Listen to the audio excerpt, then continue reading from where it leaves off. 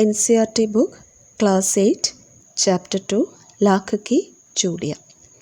ലാഖ് എന്നാൽ ഒരു മെഴുകു പോലെയുള്ളൊരു മെറ്റീരിയലാണ്. അതുകൊണ്ടുണ്ടാക്കുന്ന ചൂടിയ വളകൾ. നമ്മുടെ ഈ കഥ എഴുതിയ ആളുടെ പേരാണ് കാംത നാഥ്. നമുക്ക് ലെസൺ വായിക്കാം. सारे गाँव में बदलू मुझे सबसे अच्छा आदमी लगता था क्योंकि वह मुझे सुंदर सुंदर लाख की गोलियां बनाकर देता था. ലേഖകൻ പറയുകയാണ്, ആ ഗ്രാമത്തിൽ ബദലു എന്ന ആളെ എനിക്ക് വളരെ ഇഷ്ടമായിരുന്നു. എന്തെന്നാൽ അദ്ദേഹം എനിക്ക് നല്ല ഭംഗിയുള്ള ലാഖ് കി ഗോലിയ, മെഴുകുകൊണ്ടുണ്ടാക്കിയ ഗോലികൾ ഉണ്ടാക്കി തരുമായിരുന്നു.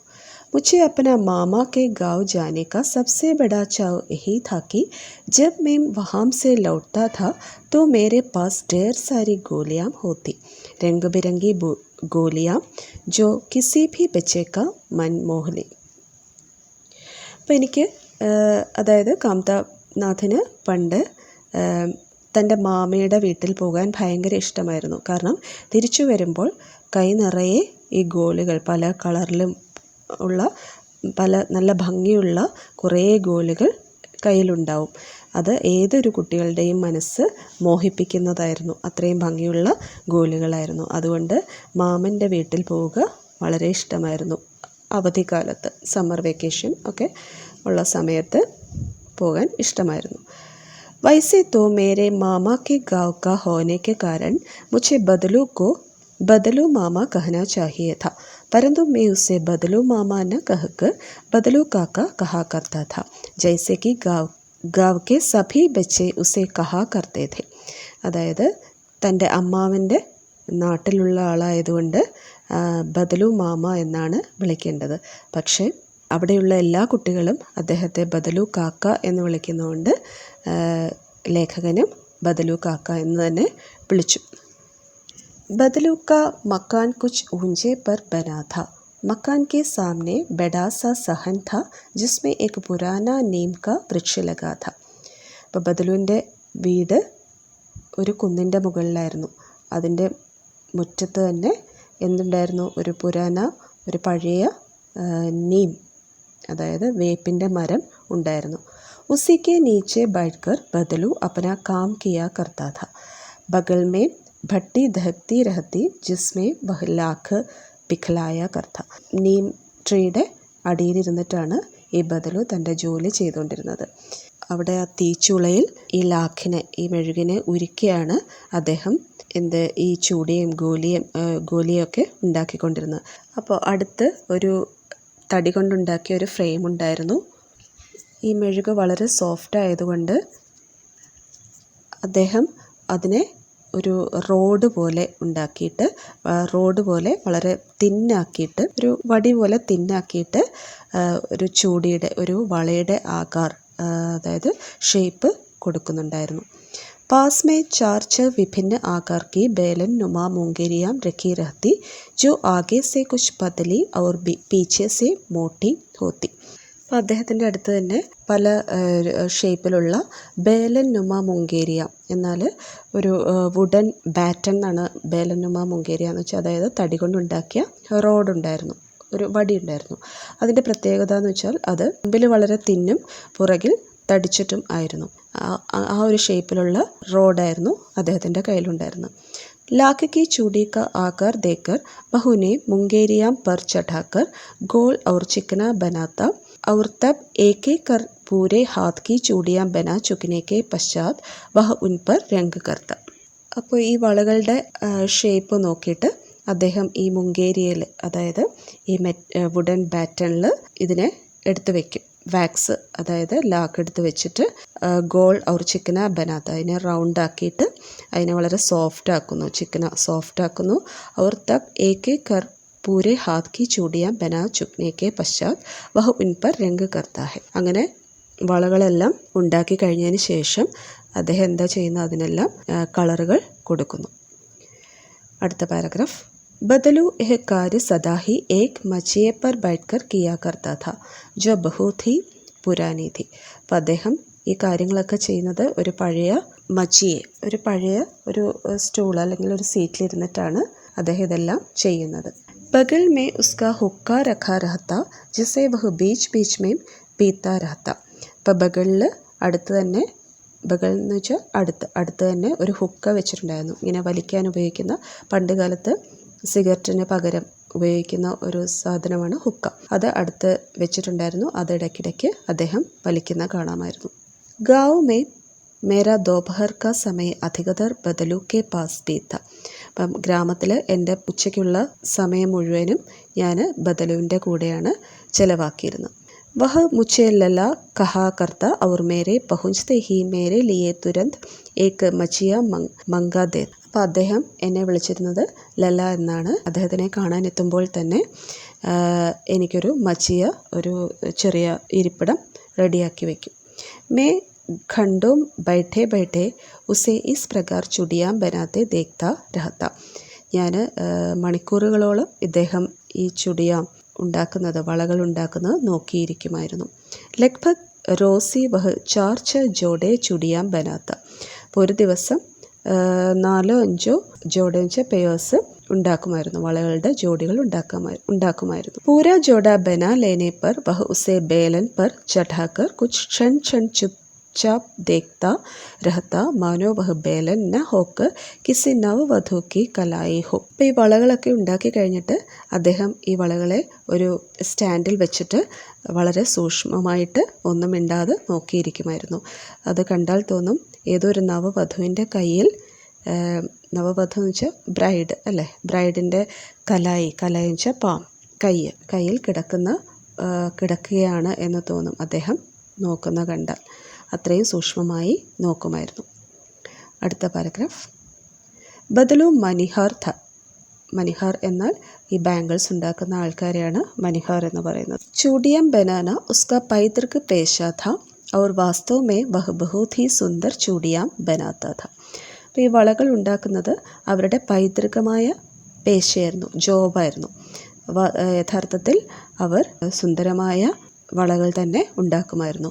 ഉസ്കി ബനായി ഹുയി ചൂടിയോ കി ഖപത് ഭി ബഹുത് ഥി. അവരുണ്ടാക്കുന്ന വളകൾക്ക് നല്ല ഡിമാൻഡും ഉണ്ടായിരുന്നു. ഖപത് എന്നാൽ ഡിമാൻഡ്, ആവശ്യകത ഉണ്ടായിരുന്നു. उस गाँव में तो सभी स्त्रियाँ उसकी बनाई हुई चूड़ियाँ पहनती ही थी. आसपास के गाँव के लोग भी उससे चूड़ियाँ ले जाते थे. അപ്പോൾ ആ ഗ്രാമത്തിലുള്ള സ്ത്രീകളെല്ലാം ഈ ലാഖ് കി ചൂടിയാമാണ് ധരിക്കുന്നത്. അതുപോലെ തന്നെ അടുത്തുള്ള ഗ്രാമത്തിലുള്ളവരും വന്ന് ഈ ചൂടിയ വാങ്ങുമായിരുന്നു. പരന്തു വഹ് കഭി ഭി ചൂടിയോ കോ പൈസോം സെ ബേച്ച്താ ന ഥ. പക്ഷെ ഒരിക്കലും അദ്ദേഹം ഈ ചൂടിയ പൈസയ്ക്ക് വിറ്റിരുന്നില്ല. ഉസ്കാ അഭി തക് വസ്തു വിനിമയ കാ തരീഖ ഥ और लोग अनाज के बदले उससे चूड़ियाँ ले जाते थे. അപ്പോൾ ഇപ്പോഴും അദ്ദേഹം വസ്തുവിനിമയം എന്നാൽ ബാർട്ടർ സിസ്റ്റം, അതായത് ഒരു സാധനം കൊടുക്കുമ്പോൾ അതിന് പകരം വേറൊരു സാധനമായിട്ട്, പൈസയല്ല വേറെ എന്തെങ്കിലും ഒരു സാധനമായിട്ട് വാങ്ങുക, അങ്ങനെയായിരുന്നു ബാർട്ടർ സിസ്റ്റം. അപ്പോൾ അദ്ദേഹം ഇപ്പോഴും ആ ബാർട്ടർ സിസ്റ്റം പിന്തുടരുന്ന ആളായിരുന്നു. അദ്ദേഹം ഒരിക്കലും പൈസ വാങ്ങിയിരുന്നില്ല. ചൂടിയ കൊടുക്കുകയാണെങ്കിൽ അദ്ദേഹം അതിന് പകരമായിട്ട് അനാജ്, എന്തെങ്കിലും ഗ്രെയിൻസ്, ധാന്യങ്ങൾ അദ്ദേഹത്തിന് കൊടുത്താൽ മതിയായിരുന്നു. ബദലു സ്വഭാവസെ ബഹു സീധാഥ. സ്വഭാവത്തിൽ അദ്ദേഹം വളരെ ഒരു സാധാരണ മനുഷ്യനായിരുന്നു, ഒരു നല്ല മനുഷ്യനായിരുന്നു. मैंने कभी भी उसे किसी से झगड़ते नहीं देखा. ആരോടും ദേഷ്യപ്പെട്ട് കണ്ടിട്ടില്ല. हाँ, शादी विवाह के अवसरों पर वह अवश्य जिद पकड़ जाता था. പക്ഷേ വിവാഹ के अवसरों पर, ഷാദിയുടെ അവസരത്തിൽ മാത്രമാണ് അദ്ദേഹം കുറച്ച് സ്ട്രിക്റ്റായിട്ട് കാണുന്നത്. ജീവൻ ഭർ चाहे कोई उससे मुफ्त चूड़ियाँ ले जाए परंतु विवाह के अवसर पर वह सारी कसर निकाल लेता था. എപ്പോൾ വേണമെങ്കിലും അദ്ദേഹം ഈ വളകളൊക്കെ ഫ്രീ ആയിട്ട് കൊടുക്കും. പക്ഷെ വിവാഹത്തിൻ്റെ സമയത്ത് അദ്ദേഹം ആ രീതി മാറ്റിയിട്ട് വളരെ സ്ട്രിക്റ്റായിട്ട് നിൽക്കും. ആഖിർ സുഹാഗ് കെ ജോഡെ കാ മഹത്വ ഹി ഔർ ഹോത്താ ഹെ. അതായത് വിവാഹം എന്ന് പറഞ്ഞാൽ അതിൻ്റെ മഹത്വം വേറെ ഒന്ന് തന്നെയാണ്. അതുകൊണ്ട് ആ സമയത്ത് അദ്ദേഹം അതിന് പകരമായിട്ട് എന്തെങ്കിലും സ്ട്രിക്റ്റായിട്ട് വാങ്ങിയിരിക്കും. മുझे याद है मेरे मामा के हम किसी लड़की के विवाह पर ज़रा सी किसी बात पर बिगड़ गया था और फिर उसको मनाने में लोहे लग गए थे. കുട്ടിക്കാലത്തെ ഓർമ്മ പറയാണ് അദ്ദേഹത്തിൻ്റെ മാമയുടെ ലേഖകൻ്റെ മാമയുടെ വീട്ടിൽ ഒരു പെൺകുട്ടിയുടെ വിവാഹത്തിന് എന്തോ കാര്യത്തിന് ബദലുമായിട്ട് പിണങ്ങേണ്ടി വന്നു മാമയ്ക്ക്. ഔർ ഫിർ ഉസ്കോ മനാനെ മേ ലോഹേ ലഗേ ഥേ. ലോഹേ ലഗേ മീൻസ് വളരെ കഷ്ടപ്പെടേണ്ടി വന്നു, വെരി ഡിഫിക്കൽട്ടായിരുന്നു. വിവാഹം മേ ഇസി ജോഡേ കാ മൂല്യ ഇത്തന ബഡ് ജാതാ ഥാ कि उसके लिए उसकी घरवाली को सारे वस्त्र मिलते, ढेरों अनाज मिलता, उसको अपने लिए पगड़ी मिलती और रुपये जो मिलते 100 लाख. അപ്പോൾ വിവാഹത്തിൻ്റെ സമയത്ത് ഇദ്ദേഹത്തിന് കുറേ കാര്യങ്ങൾ തിരിച്ചു കിട്ടുമായിരുന്നു. ഈ ലാഖയ്ക്ക് ചൂടിയാൻ കൊടുക്കുന്നതുകൊണ്ട് വേറെ കുറേ സാധനങ്ങൾ കിട്ടുമായിരുന്നു. എന്തൊക്കെയായിരുന്നു കിട്ടിയിരുന്നത്? വസ്ത്രം കിട്ടിയിരുന്നു, പിന്നെ കുറേ അനാജ് കിട്ടിയിരുന്നു. അനാജ് എന്ന് വെച്ചാൽ ധാന്യങ്ങൾ കിട്ടിയിരുന്നു, ഗോതമ്പ് അങ്ങനെയുള്ള ധാന്യങ്ങൾ കിട്ടിയിരുന്നു. ഉസ്കോ അപ്പനെ ലിയെ പഗടി മിൽത്തി, തലപ്പാവും, പഗടി മീൻസ് തലപ്പാവ്, ഒരു ടർബനും കിട്ടിയിരുന്നു. അതുകൂടാതെ പൈസയും കിട്ടുമായിരുന്നു. यदि संसार में बदलों को किसी बात से चिढ़ थी तो वह थी कांच की चुड़ियों से. അതായത് അദ്ദേഹത്തിന് ലോകത്തിൽ ഏതെങ്കിലും ഒരു കാര്യത്തിൽ ദേഷ്യമുണ്ടെങ്കിൽ അത് ഈ കുപ്പിവളകളോടെയായിരുന്നു. കാഞ്ച് കി ചൂടിയ എന്ന് വെച്ചാൽ കുപ്പിവളകൾ. ഏതെങ്കിലും ഒരു സ്ത്രീയുടെ കയ്യിൽ ഈ കുപ്പിവളകൾ കണ്ടാൽ അദ്ദേഹത്തിന് ഉള്ളിൻ്റെ ഉള്ളിൽ വളരെയധികം ദേഷ്യം വരും. അവർ കഭി കഭി തോ ദോ ചാർ ബാത്തേം ഭി സുനാദേ, എന്തെങ്കിലും അവരോട് 2 വാക്ക് പറയുകയും ചെയ്യും, അതായത് ദേഷ്യപ്പെടുകയും ചെയ്യും. അടുത്ത പാരഗ്രാഫ്. മുझसे तो वह खंडों बातें किया करता, कभी मेरा पढ़ाई के बारे में, कभी मेरी पढ़ाई के बारे में पूछता, कभी मेरे घर के बारे में और कभी यूं ही शहर के जीवन के बारे में. അപ്പോൾ അദ്ദേഹത്തിനോട് ഞാൻ കുറേ മണിക്കൂറുകളോളം സംസാരിക്കാറുണ്ട്. ചിലപ്പോൾ അദ്ദേഹം എൻ്റെ പഠിത്തത്തെക്കുറിച്ചായിരിക്കും, ചിലപ്പം എൻ്റെ വീട്ടിനെക്കുറിച്ചായിരിക്കും, അല്ലെങ്കിൽ ആ ഷഹറിലുള്ള ആ പട്ടണത്തിലുള്ള ഏതെങ്കിലും ഒരു ജീവിതത്തെക്കുറിച്ചായിരിക്കും സംസാരിക്കുന്നത്. मैं उससे कहता कि शहर में सब कांच की चूड़ियाँ पहनते हैं, तो वह उत्तर देता शहर की बातें और है लला. ലേഖകൻ പറഞ്ഞു, ഷഹറിലുള്ള പെണ്ണുങ്ങളെല്ലാം എന്താണ് കാഞ്ച് കി ചൂടിയമാണ് ധരിക്കുന്നതെന്ന് പറഞ്ഞപ്പോൾ ബദലു പറഞ്ഞു, ഷഹറിലെ കാര്യം വേറൊന്നാണ്. വഹാൻ തോ സഭി കുശ് ഹോത്താ ഹെ, അവിടെ എന്തുമാവാമല്ലോ, എങ്ങനെയും ജീവിക്കാമല്ലോ എന്നാണ് അദ്ദേഹം ഉദ്ദേശിച്ചത്. वहाँ तो औरतें अपने मर्द का हाथ पकड़कर सड़कों पर घूमती भी है और फिर उनकी कलाइयाँ नाजुक होती है ना. അവിടെയുള്ള പെണ്ണുങ്ങളെല്ലാം തൻ്റെ ഭർത്താവിൻ്റെ കൈയും പിടിച്ച് ടൗണിലൂടെയൊക്കെ കറങ്ങി നടക്കും. പിന്നെ അവരുടെ കൈകൾ വളരെ സോഫ്റ്റാണ്. ഈ ലാഖയ്ക്ക് ചൂടിയാൻ ഇട്ട് കഴിഞ്ഞാൽ അവരുടെ കൈകളിലൊക്കെ പാടുകൾ വരില്ലേ. അടുത്ത പാരഗ്രാഫ്. കഭി കഭി ബദലു മേരി അച്ചി ഖാസി ഖാത്തിർ ഭി കർത്ത. എപ്പോഴും ഞാൻ അദ്ദേഹത്തിൻ്റെ ഒരു സ്പെഷ്യൽ ഗസ്റ്റായിരുന്നു. ജിൻ ദിനോ ഖാസി ഖാത്തിർ എന്ന സ്പെഷ്യൽ ഗസ്റ്റ്. ജിൻ ദിനോ ഉസ്കി ഗായ് കെ ദൂത് ഹോത്ത വഹ് സദാ മേരെ ലിയെ മലായി ബജാക്കർ രക്ത.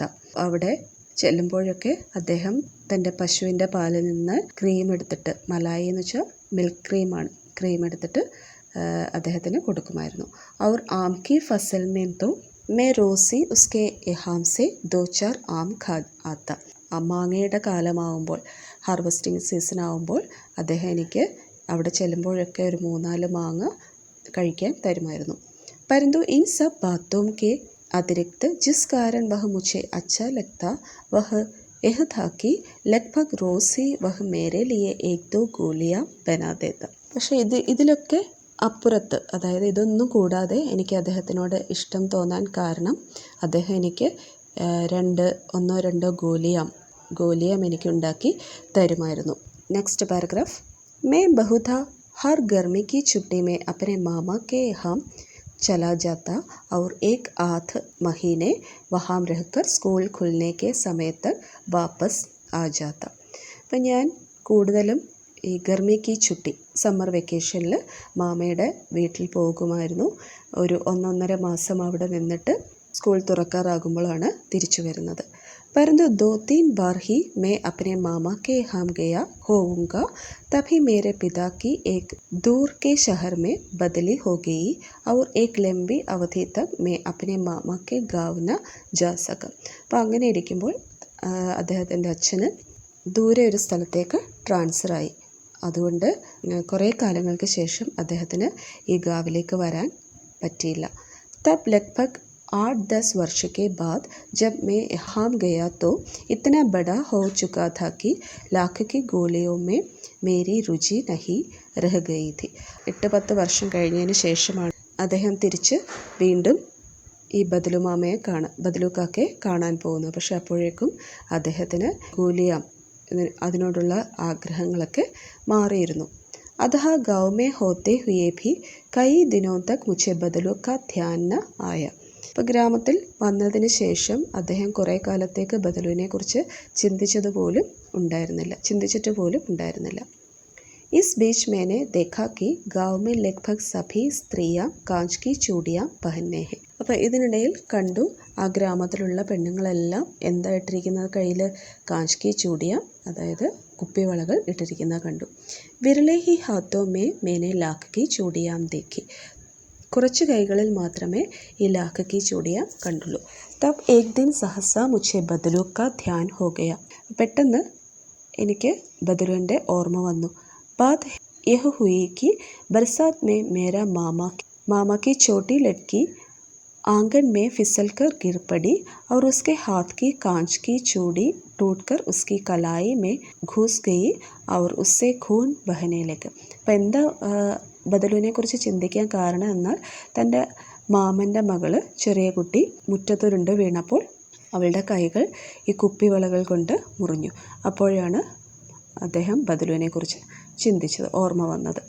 मेरे मामा उस समय घर पर न थे. मुझे ही उसकी मरहम पट्टी करनी पड़ी. तभी सहसा मुझे बदलू का ध्यान हो आया और मैंने सोचा कि उससे मिल जाऊँ. അപ്പം അങ്ങനെ അവളുടെ കൈകൾ മുറിഞ്ഞപ്പോൾ മാമൻ അവിടെ ഇല്ലായിരുന്നതുകൊണ്ട് ഇദ്ദേഹമാണ്, ലേഖകനാണ് കയ്യിൽ ബാൻഡേജൊക്കെ കെട്ടിക്കൊടുത്തത്. അപ്പോൾ അങ്ങനെ ഇരിക്കുമ്പോൾ അദ്ദേഹം ബദലു മാമയെക്കുറിച്ച് ചിന്തിച്ചു. ഇനി മാമയൊന്ന് കാണാൻ പോകണം എന്ന് അദ്ദേഹം ചിന്തിച്ചു. अतः शाम को मैं घूमते घूमते उसके घर चला गया. बदलू वही चबूतरे पर नीम के नीचे एक घाट पर लेटा था. അങ്ങനെ വൈകുന്നേരം ഒരു ദിവസം ഞാനിങ്ങനെ ലേഖകൻ നടക്കാൻ പോയപ്പോൾ ബദലു മാമയുടെ വീട്ടിലേക്ക് പോയി. അവിടെ അദ്ദേഹം ബദലു മാമ പഴയ ആ നീമിൻ്റെ ട്രീയുടെ താഴെ ഒരു കട്ടിലിട്ടിട്ട് അവിടെ കിടക്കുകയായിരുന്നു. നമസ്തേ ബദലു കാക്ക മേനെ കഹ. അപ്പം ഞാൻ അദ്ദേഹത്തെ കണ്ടപ്പോൾ നമസ്തേ എന്ന് പറഞ്ഞു. നമസ്തേ ഭയ്യ. ഉസ്നെ മേരി നമസ്തേ കാ ഉത്തർ ദിയ ഔർ ഉഠ്കർ ഘാട്ട് പർ ബൈഠ് ഗയ. അപ്പം ഞാൻ നമസ്തേ പറഞ്ഞപ്പോൾ അദ്ദേഹവും നമസ്തേ തിരിച്ചു പറഞ്ഞിട്ട് ആ കട്ടിൽ നിന്ന് എണീറ്റിരുന്നു. परंतु उसने मुझे पहचाना नहीं और देर तक मेरी ओर निहारता रहा. പക്ഷേ എന്നെ അദ്ദേഹത്തിന് മനസ്സിലായിരുന്നില്ല. കുറേ നേരം അദ്ദേഹം എന്നെ ഇങ്ങനെ സൂക്ഷിച്ചു നോക്കി. മേഹു ജനാർദ്ദൻ കാക്ക आपके पास से गोलियां बनवा कर ले जाता था. मैंने अपना परिचय दिया. താങ്കളുടെ കയ്യിൽ നിന്ന് ഗോലിയാം ഉണ്ടാക്കിയിട്ട് കൊണ്ടുപോയിരുന്നു. बदलू फिर भी चुप रहा मानो वह अपने स्मृति पटल पर अतीत के चित्र उतार रहा हो. और तब वह एकदम बोल पड़ा, आवो आवो लला बैठो बहुत दिन बाद गाँव आए. അപ്പോൾ അദ്ദേഹം ഇങ്ങനെ അദ്ദേഹത്തിനെ പരിചയപ്പെടുത്തിയപ്പോൾ അദ്ദേഹം ഇങ്ങനെ ഏതോ ഒരു തൻ്റെ ഓർമ്മകളിൽ നിന്നും തന്നെക്കുറിച്ച് ഓർത്തെടുത്തിട്ട് പറഞ്ഞു, ആ വരൂ, ഇവിടെ ഇരിക്കൂ, കുറേ കാലമായല്ലോ ഈ ഗ്രാമത്തിലേക്കൊക്കെ വന്നിട്ട് എന്ന് പറഞ്ഞു. हाँ इधर उधर जाना नहीं हो सका. मैंने चारपाई पर बैठते हुए उत्तर दिया. അതെ, ഞാൻ ഇപ്പോൾ എങ്ങോട്ടും പോകാറില്ല എന്ന് അദ്ദേഹത്തോട് ആ ചാർപ്പായിലിരുന്ന് തന്നെ ഉത്തരം കൊടുത്തു. कुछ देर फिर शांति रही. मैंने इधर उधर दृष्टि दौड़ाई. न तो मुझे उसकी मछिया ही नजर आई न ही भट्टी. അപ്പം ഞാൻ കുറച്ച് നേരം ഞങ്ങൾ രണ്ടുപേരും മിണ്ടാതെ ഇരുന്നു, ശാന്തമായിരുന്നു. എന്നിട്ട് ഞാനിങ്ങനെ അവിടെ ഇവിടെയൊക്കെ ഒന്ന് കണ്ണോടിച്ചു, എല്ലായിടവും നോക്കി. അവിടെ അദ്ദേഹത്തിൻ്റെ മച്ചിയ മാത്രമേ ഉണ്ടായിരുന്നുള്ളൂ. മച്ചിയ എന്നാൽ ഒരു ചെറിയ സ്റ്റൂളാണ്, ഒരു സ്മോൾ സീറ്റാണ്, അത് മാത്രമേ ഉണ്ടായിരുന്നുള്ളൂ. പക്ഷേ അവിടെ ആ ഭട്ടി ഉണ്ടായിരുന്നില്ല. ഭട്ടി എന്ന് പറഞ്ഞാൽ സ്റ്റൗ ആണ്, ഒരു ചൂള ഉണ്ടായിരുന്നില്ല. ആജ്കൽ കാം നഹി കർത്തെ കാക്ക മേനെ പൂച്ച. ഇപ്പോൾ ജോലിയൊന്നും ചെയ്യുന്നില്ല എന്ന് ഞാൻ ചോദിച്ചു. നഹി ലല്ല, കാം തോ കയി സാൽ സെ ബന്ദ് ഹെ. മേരി ബനായി ഹുയി ചൂടിയാം കോയി പൂछे തബ് തോ. गाँव गाँव में कांच का प्रचार हो गया. वह कुछ देर चुप रहा, फिर बोला, മെഷീൻ യുഗ് ഹേനായഹ് ലല. അപ്പോൾ ഞാൻ ചോദിച്ചു, എന്താ ജോലിയൊന്നും ഇപ്പോൾ ചെയ്യുന്നില്ലേന്ന് ചോദിച്ചാൽ പറഞ്ഞു, ഇല്ല, കുറേ കാലമായി ഞാൻ ചെയ്തിട്ട് ഇപ്പോൾ ഗ്രാമത്തിലെല്ലാവരും കുപ്പിവളകളാണ് വാങ്ങിക്കുന്നത്, മെഷീൻ യുഗമല്ലേ, അതുകൊണ്ട് ഞാനിപ്പോൾ ഒന്നും ചെയ്യുന്നില്ല എന്ന് പറഞ്ഞു. ആജ്കൽ സബ് കാം മഷീൻ സെ ഹോത്താ ഹെ, खेत भी मशीन से जोते जाते हैं और फिर जो सुंदरता कांच की चूड़ियों में होती है लाख में कहाँ संभव है. അപ്പോൾ എല്ലാം ഇപ്പോൾ മെഷീനിലാണ് ചെയ്യുന്നത്. വയലിൽ വിളവെടുക്കുന്നത് പോലും മെഷീനാണ്. അപ്പോൾ കാഞ്ച് കി ചൂടിയൻ്റെ മുമ്പിൽ താരതമ്യം ചെയ്യുമ്പോൾ ലാഖ് കി ചൂടിയന് ഒരു വിലയും ഇല്ലാതായി, അല്ലെ ഒരു ഭംഗിയും ഇല്ലാതായി.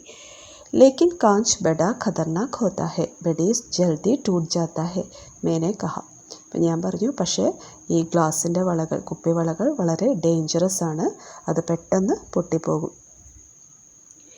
नाजुक तो फिर होता ही है लला, कहते कहते उसे खांसी आ गई और वह देर तक खांसता रहा.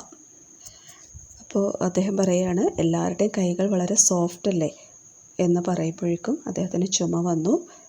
കുറേ നേരം അദ്ദേഹം ചുമച്ചു. മുझे लगा उसे दमा है, ഞാൻ ചിന്തിച്ചു അദ്ദേഹത്തിന് ആസ്മയാണെന്ന്. ദമ, ആസ്മ. അവസ്ഥ के साथ साथ उसका शरीर डल चुका था, उसके हाथों पर और माथे पर नसें उभर आई थी. അപ്പോൾ അദ്ദേഹം വളരെയധികം ക്ഷീണിച്ചിരുന്നു.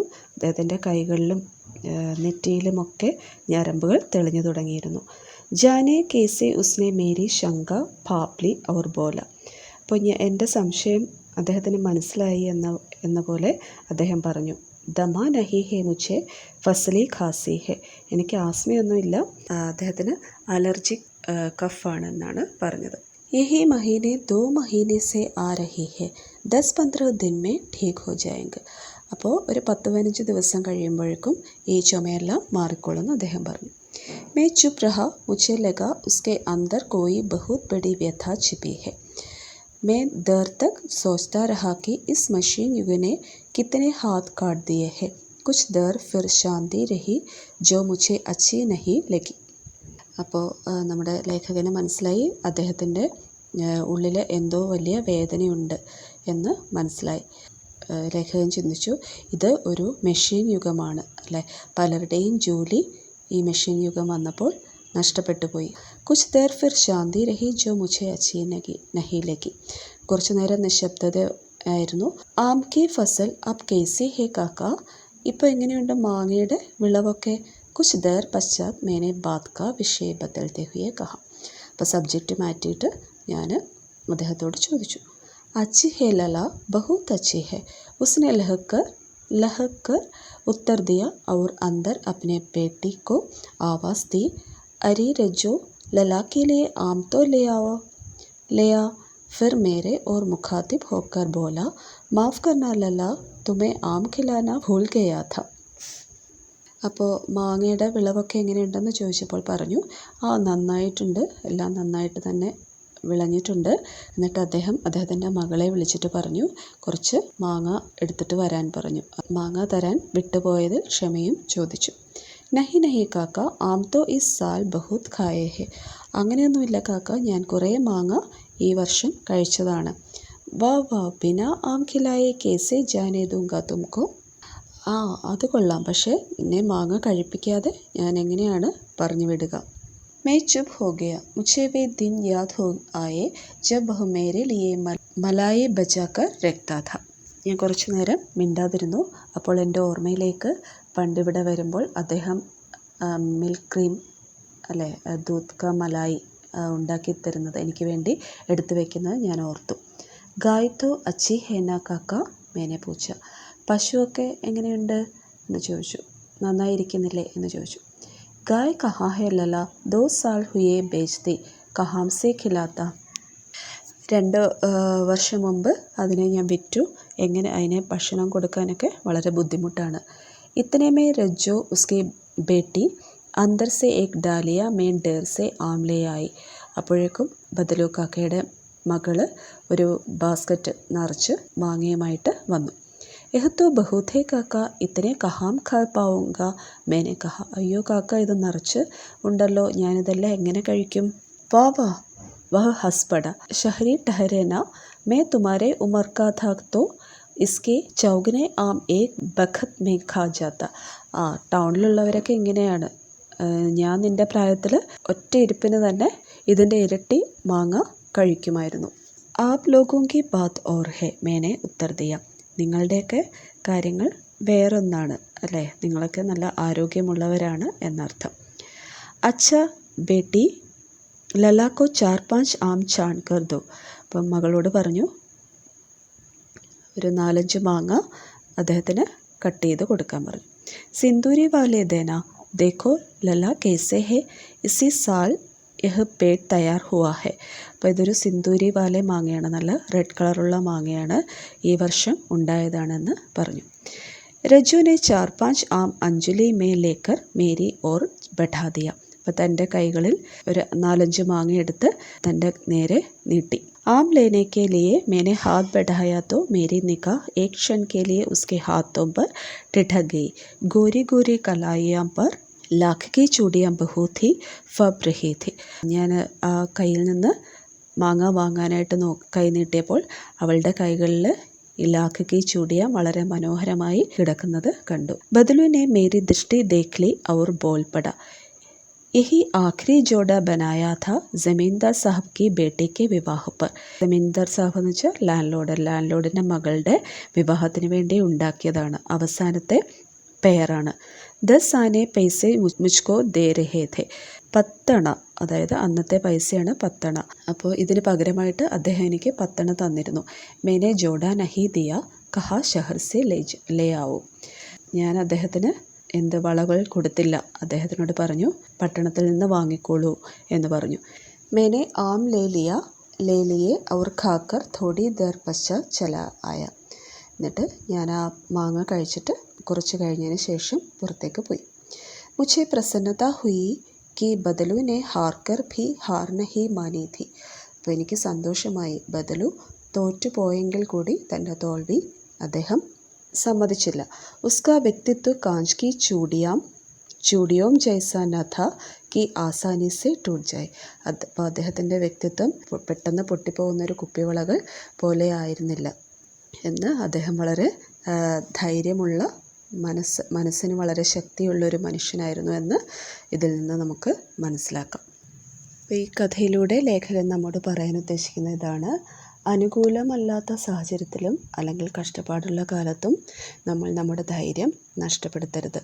ജീവിതത്തിൻ്റെ ഒരിക്കലും നമ്മൾ തോറ്റുപോയി എന്ന് ചിന്തിക്കുകയും അരുത്. എപ്പോഴും നല്ലത് ചിന്തിച്ച് മുന്നോട്ട് പോവുക. അതുകൂടാതെ ഇവിടെ മെഷീൻ യുഗം, യന്ത്രയുഗം വന്നതോടെ കുടിൽ വ്യവസായം പോലുള്ള, അതായത് കൈകൾ കൊണ്ട് ചെയ്തിരുന്ന, പൈതൃകമായി ചെയ്തു വന്നിരുന്ന ജോലിയാണ് കുടിൽ വ്യവസായം. അതെല്ലാം പലർക്കും നഷ്ടപ്പെട്ടിരിക്കുന്നു, പലരുടെയും ജോലി നഷ്ടപ്പെട്ടു പോയി എന്നും കൂടിയാണ് ഈ കഥയിൽ നിന്ന് നമുക്ക് മനസ്സിലാക്കി തരുന്നത്. അടുത്തത് പ്രശ്നാഭ്യാസമാണ്, നമുക്കൊന്ന് ഡിസ്കസ് ചെയ്യാം. ബച്പൻ മേ ലേഖക് അപ്പനെ മാമാക്കെ ഗാവ് ചാവ് സെ ക്യോം ജാതാ ഥാ. കുട്ടിക്കാലത്ത് ലേഖകൻ തൻ്റെ അമ്മാവൻ്റെ വീട്ടിലേക്ക് വളരെ ഇൻട്രസ്റ്റോടെ, വളരെ ഇഷ്ടത്തോടെ പോയിരുന്നത് എന്തുകൊണ്ടാണ്? और बदलू को बदलू मामा ना कहकर बदलू കാക്ക ക്യോം ഗാത്ത. അത് ബദലു മാമയെ ബദലു കാക്ക എന്ന് വിളിച്ചിരുന്നത് എന്തുകൊണ്ടാണ്? ആൻസർ എഴുതുക. അടുത്ത ക്വസ്റ്റ്യൻ്റെ അർത്ഥം: വസ്തുവിനിമയ് ക്യാ ഹെ, വിനിമയ് കി പ്രചലിത് പദ്ധതി ക്യാ ഹെ. വസ്തുവിനിമയം എന്ന് വെച്ചാൽ എന്താണ്, അതായത് ബാർട്ടർ സിസ്റ്റം എന്നാൽ എന്താണ്, അതിന് പകരമായി ഇപ്പോൾ പ്രചലിച്ചിരിക്കുന്ന കാര്യം എന്താണ്?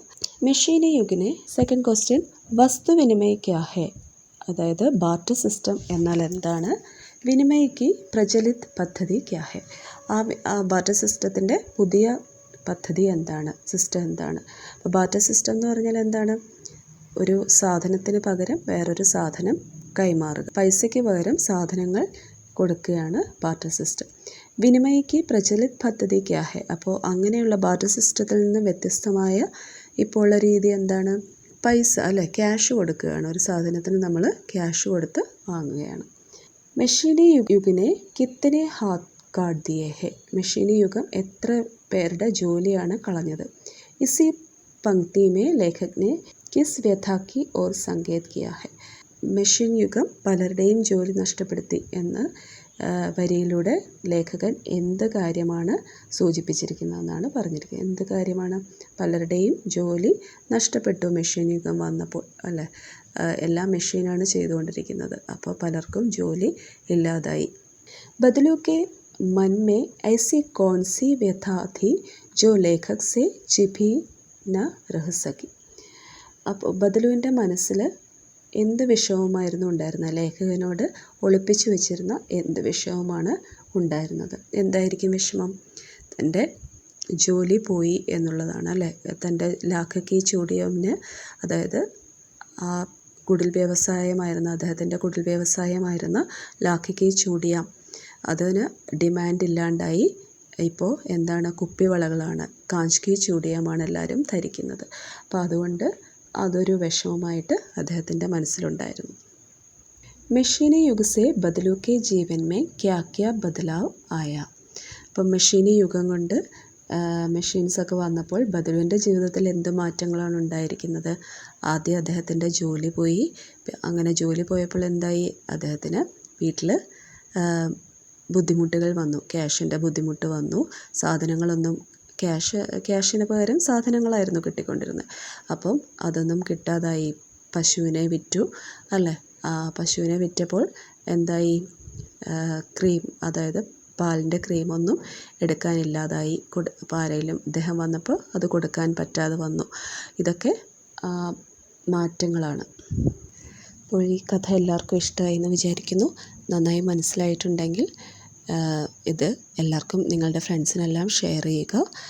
എന്തെങ്കിലും ഡൗട്ട് ഉണ്ടെങ്കിൽ കമൻറ്റിൽ അറിയിക്കുക. എന്തെങ്കിലും ഫീഡ്ബാക്ക്സ് ഉണ്ടെങ്കിൽ അതും പറയുക. അടുത്ത ലെസണുമായി വീണ്ടും കാണാം.